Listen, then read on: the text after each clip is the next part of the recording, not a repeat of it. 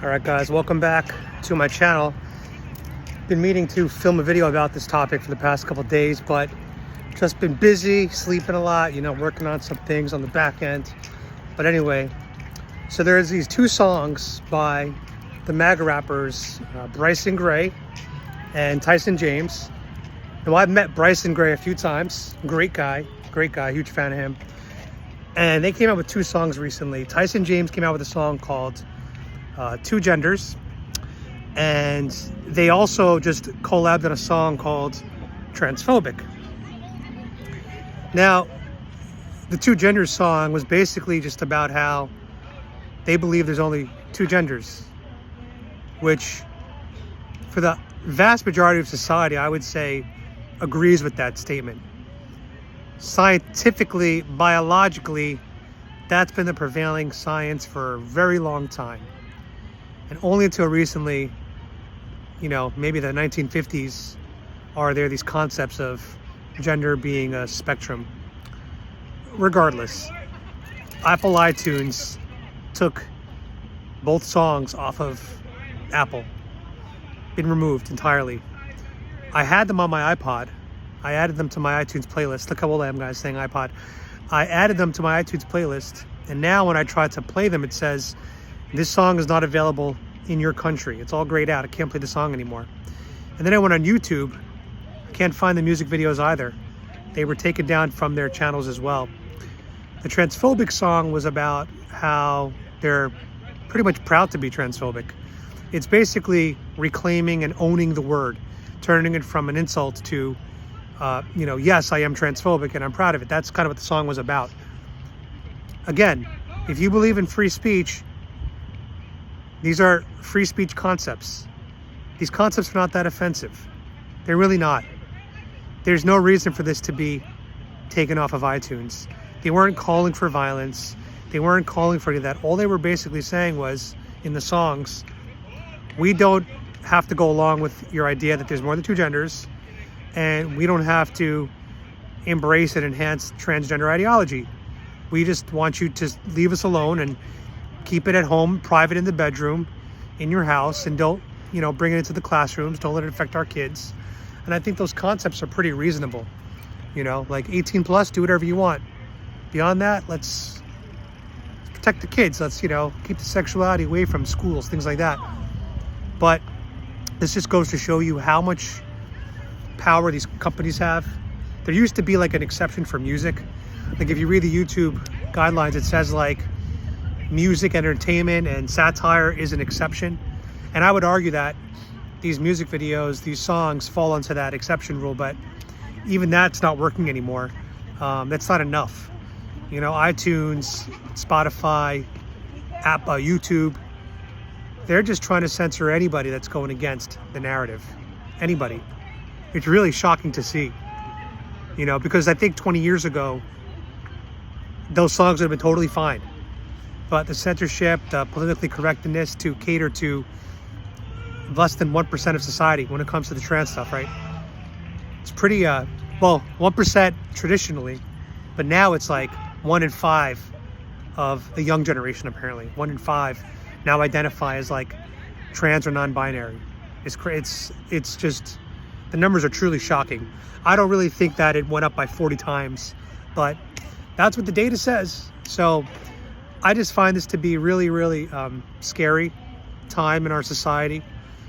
We've lost freedom of speech. We don't have it anymore. That's just gone. And it's just crazy to me that they've been able to do this without amending the Constitution, right? You would think that to get rid of freedom of speech, you'd have to go through the Constitution. Congress would have to vote, House, Senate would have to vote. They're not even doing that. They're just back-end deals with the government, with these companies, and the government colluding to do their dirty work, which makes it all unconstitutional. I hope Bryson and Tyson James, you guys bring a lawsuit so that we can kind of restore some free speech, but you're going against the biggest beast in the world, so I don't know how possible that is. Really, what I think this comes down to is we need to get Trump back in office in 2024 and hope that he's prepared to bring some kind of legislation to defend free speech in this country and to penalize companies on a federal, national scale that would consider censorship. Again, we accept some level of censorship as a society, right? Like calling for violence, some levels of hate, some forms of hate speech. Most of us agree with that. If you're going around putting like SWAT stickers around on Twitter, that should probably be removed. You know, one could argue if you're a free speech absolutist, that should be covered under protections. But I think most of us agree, like, when there's bad faith, hate speech, maybe that should be removed. Personally, for me, I lean more towards free speech absolute. Like, if you want to post some dumb shit on the internet, that's you. And like, you're gonna have consequences for that, right? But it just becomes a slippery slope when these companies become the arbiters. Who's to determine what's rude and offensive? Free speech includes rude, offensive speech. You know, if you believe there's two genders, now that's considered rude and offensive, and now that could be banned. That's not right. That's not right. So, I don't know. We're behind the 8 ball on this one, guys. We've let the censorship get too far. We've given these companies too much control, and fortunately, there is a rise of alternate economies, like Rumble, for example. Twitter's becoming a bit of an alternate economy with Elon Musk at the helm. But overall, if you really want to make an impact, you need to be on the big platforms: YouTube, Facebook, Instagram, TikTok. This is where there's the biggest mix of people. The largest platforms and also the most diverse platforms, liberals and conservatives. You know, when you're stuck on Rumble, you're in an echo chamber. But when you're on TikTok and YouTube, you're reaching everybody, you're reaching the masses. And that's also why they're censoring so hard there. The biggest platforms are the strictest, which is really, it just seems like you can't have scalability and freedom, because the scalable platforms cater to the loudest 1% that complain about their feelings being hurt. And I think that a lot of these anti-bullying campaigns over the past 30 years has weakened the youth of America. They can't handle their feelings being hurt. I think some level of bullying can be beneficial. I was bullied like crazy in high school freshman year because I was skinny, I had glasses, I had a weird haircut, I had bad acne. And it was only until junior year when I started to put on some muscle mass, got contact lenses, started dyeing my hair blonde because it was cool back then, I started dressing differently. That's when I started attracting women, and that's when I started to not be bullied.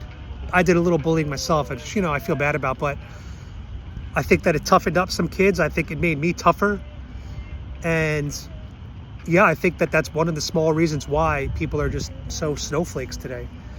They can't handle any of their feelings hurt, and when they do, they just want to cancel you instead of having polite discourse or any kind of a debate. You know, maybe that's why I can debate people on the street and not get triggered, because I can handle myself. I can handle my feelings. You know, the only thing that I probably can't handle would be my, if anybody hurts my dogs or my family members, I think those things I would probably get emotional about and react unfavorably. But besides that, like, if you're having political debates, you should be able to handle yourself like an adult. So anyway, that's just a rant. I hope you guys enjoyed. Maybe pretty busy the next couple weeks, so if the content's light, I apologize. But check my community page for most updates. That's where I constantly post a lot of the memes and stuff. And of course, I'm still active on Instagram, Be Free My Sheeple. Also, my Facebook page, Adam Francisco, Truth Social, Twitter. Follow me everywhere. And if you like my content, you can support me by donating to Give, Send, Go, Adam Francisco. Someone's being needy. Or you could buy a shirt on JoeBidenHatesYou.com. All right, guys, enjoy Friday night. God bless Trump.